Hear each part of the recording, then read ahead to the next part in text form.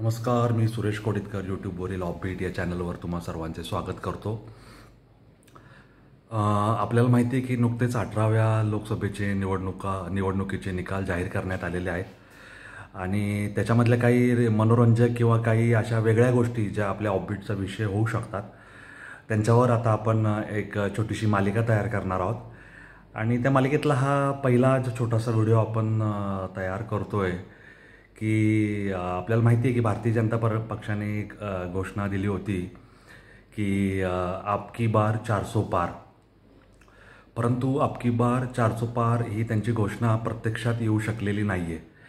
आणि ती न येण्यामागे काही घटक कारणीभूत आहेत आणि त्यातलाच एक महत्त्वाचा घटक की जो उत्तर भारतामध्ये विशेषतः उत्तर प्रदेश त्या भागामध्ये त्याने मोठं नुकसान केलं भारतीय जनता पार्टीचं आणि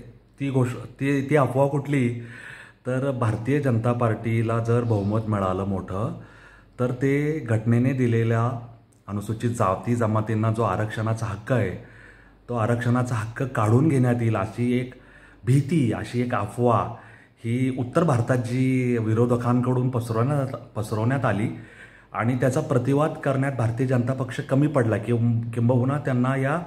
अफवेच्या परिणामाची तीव्रताच लक्षात आली नाही आणि त्यामुळे त्यांना जवळपास 30 ते 40 जागांचा फटका बसला आणि ते लोकसभेतील जे साधं बहुमत आहे 272चं तेही ते पार करू शकले नाही. त्यामुळे एक छोटी अफवा, जी अफवा ही नेहमी खोटीच असते, त्यामुळे ती खरी आहे का काय हे तपासायच्या भानगडीत कुणी पडत नाही. ती खरी मानूनच त्याच्यावर प्रतिक्रिया दिली जाते, प्रतिसाद दिला जातो आणि दुर्दैवाने आपली समज राजकारणाची म्हणा किंवा समाजकारणाची म्हणा ही तेवढी प्रगल्भ नसल्यामुळे आणि भीतीची जी एक वावटळ आली त्याच्यात वाहून जात लोकांनी भारतीय जनता पार्टीच्या विरोधात मतदान केलं. त्यामुळे भारतीय जनता पार्टीच्या अपेक्षित जागांचा बाजार उठवण्यात ही जी अफवा आहे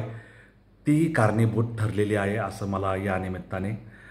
तुमच्या सर्वांच्या निदर्शनास आणून द्यायचं आहे. निवडणूक होत राहते, निकाल जाहीर होत राहतात, पक्षांचं बलाबल घटत राहतं, वाढत राहतं, परंतु एक अफवा कशी परिणाम करू शकते हे मला या निमित्ताने तुम्हा सर्वांच्या निदर्शनास आणून द्यायचं होतं. तुम्हाला याबद्दल काय म्हणायचं आहे त्याबद्दलही मला जरूर सांगा